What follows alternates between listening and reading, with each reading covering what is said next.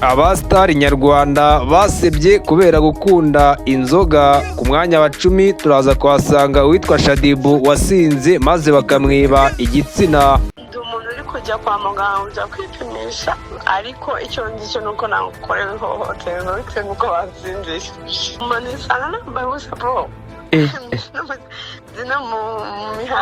Ku mwanya wa 9 turaza kuhasanga Miss Muheto wagonze imikindo yarihamije. Mu gihe ku mwanya 8 turaza kuhasanga DJ Toxic, uyu nawe yarasinze maze agonga inzego z'umutekano. Ku mwanya wa 7 turaza kuhasanga uwitwa Silvizo, uyu nawe yarasinze maze akubitirwa mu kabari. Uyu dorosha gufata telefone, uyu niwe wankubise, yankubise, uyu nguyu muri kumureba, yankubise. Ku mwanya wa 6 turaza kuhasanga umunyamakuru Bote Mushashi warihamije maze kuvuga amakuru bikamunanira akitiranya inyuguti.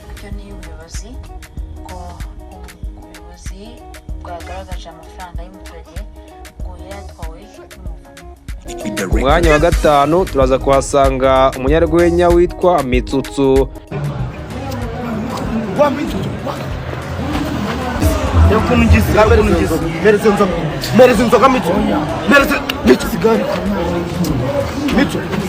turabavandimwe abase mwaretse gufotora se bana naretse gufotora ugende uje mu moto kuta muso waretse gufotora kwere wambabare ko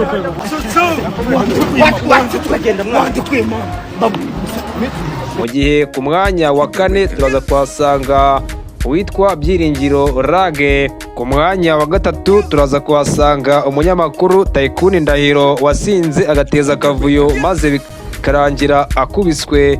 Ku mwanya wa 2 turaza kuhasanga umuhanzi witwa Ngabo Medali. Ku mwanya wa 1 turaza kuhasanga uwitwa Kwizera Emeline uzwi nk'Ishanga, uyu yarasinze maze yirongoza icupa rya Heineken ashyira n'umupuri we ahagaragara.